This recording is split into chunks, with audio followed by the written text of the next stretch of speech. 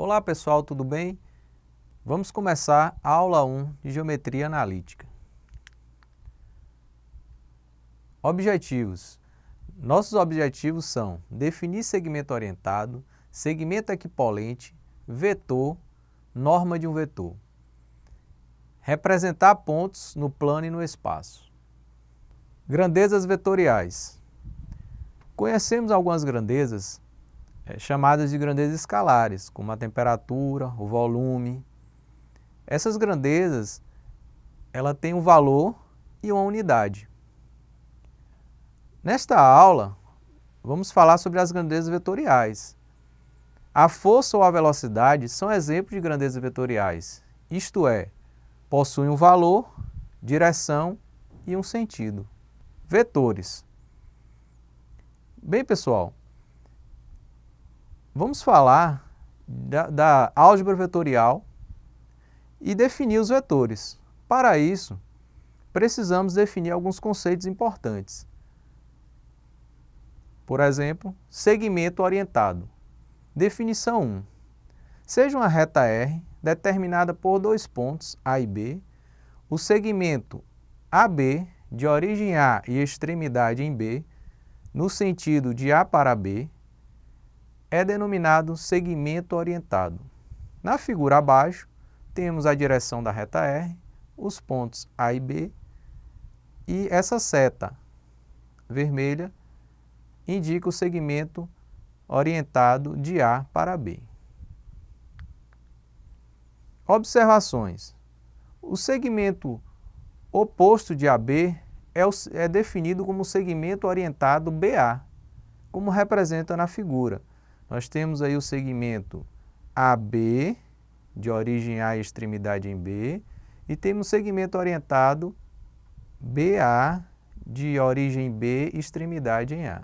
Na observação 2, quando o segmento orientado AB é igual ao seu oposto, BA, temos o segmento orientado nulo, como na figura, e nós representamos ele apenas por um ponto, por exemplo, a A ou o ponto O. A observação 3. Na observação 3, nós vamos falar em direção, sentido e comprimento. E aqui eu tenho 4 exemplos. No exemplo A, nós temos os segmentos orientados EF e GH. E observe que esses segmentos eles têm mesma direção, mesmo sentido e mesmo comprimento. No exemplo B, temos o segmento orientado CD e EF. E eles têm mesma direção e mesmo sentido e comprimentos diferentes. Já no exemplo C, nós temos dois segmentos orientados, EF e GH, e tem mesma direção sentidos e sentidos contrários. Observe que no A, B e C, todos eles têm a mesma direção. E olhamos isso através das retas que são ou paralelas ou os segmentos estão sobre a mesma reta. No exemplo D, temos dois segmentos orientados, EF e GH, e observe que essas retas não são paralelas, então não podemos falar em sentido, e não importa o comprimento neste momento. Outra definição importante é de segmento equipolentes. Definição 2. Dados dois segmentos orientados AB e CD, dizemos que AB é equipolente a CD, indicamos AB tio CD, se eles têm a mesma direção, mesmo sentido e mesmo comprimento. Então, observe na figura que nós temos o segmento orientado AB e o segmento orientado CD. E observe que as retas são paralelas, eles têm a mesma direção, eles têm o mesmo comprimento e têm o mesmo sentido. Então, dizemos que AB é equipolente a CD. Bem, pessoal, chegamos na definição esperada dessa aula, que é a definição de vetor. É uma definição muito importante. Definição 3. Um vetor determinado pelo segmento orientado AB é o conjunto de todos os segmentos orientados equipolentes a B. Indicamos esse conjunto por esse símbolo, que chamamos de vetor V, ou podemos chamar também de vetor AB. Definições importantes. Agora definiremos alguns conceitos que serão importantes para o estudo dos vetores. Primeiro, dois vetores, AB e CD, são iguais se os segmentos orientados AB e CD são equipolentes. Um vetor AB é determinado por infinidade de segmentos orientados, chamados de representantes.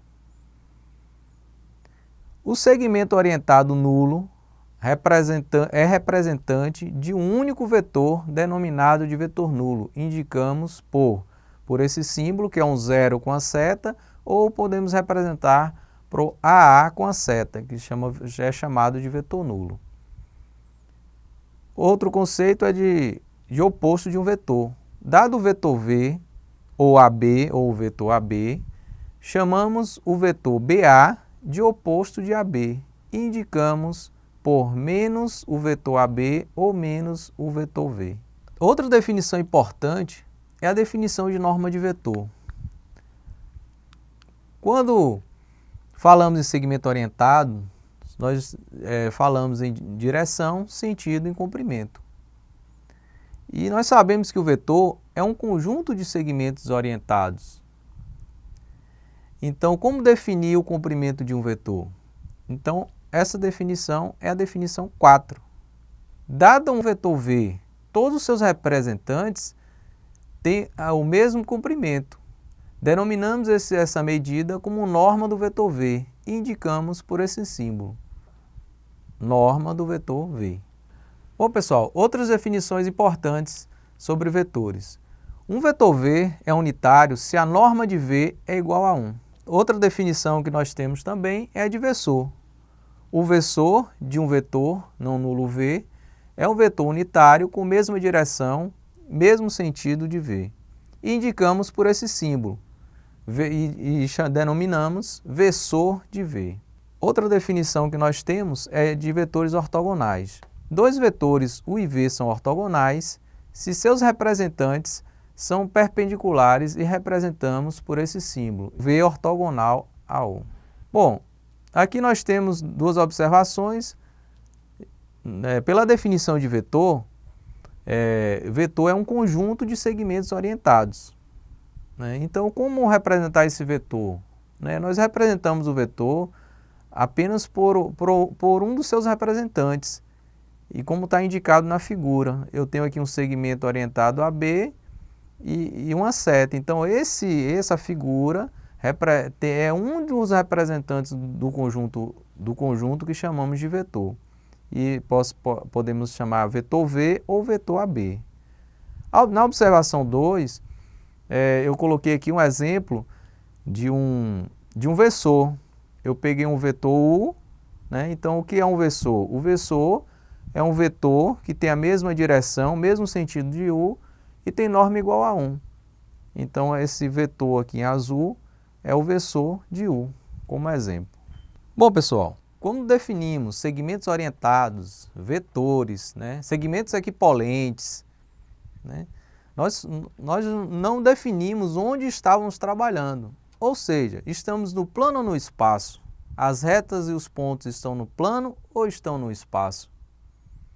Então, a partir de agora, nós vamos trabalhar tanto no plano como no espaço. E aqueles pontos, aquelas retas, aquelas definições, servem tanto para o plano como para o espaço. Em particular, vamos trabalhar com o plano que chamaremos de R2. Considere o sistema cartesiano ortogonal x ou y. Seja P um ponto x0, y0, um ponto do plano, então podemos representar da seguinte forma. Podemos representar com x0, que é a abscissa, e y0, que é a ordenada. Então vamos trabalhar nesse momento com o plano que chamaremos de R2. E trabalharemos também com pontos no espaço, retas no espaço. Então, considerando um sistema cartesiano ortogonal OX, Y, Z, seja P x0, y0, z0, um ponto do espaço, então podemos representá-lo da seguinte forma. Então, nós marcaremos o x, que é a abscissa, o y, e marcaremos o z, aí teremos as coordenadas do ponto P. Então, pessoal, todos esses conceitos que nós vimos nesta aula, eles servem tanto para o plano como para o espaço. Então, a partir de agora e nas próximas aulas, trabalharemos às vezes no R2 e às vezes no R3.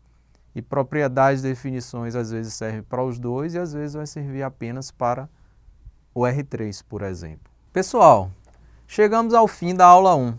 Agora é com vocês.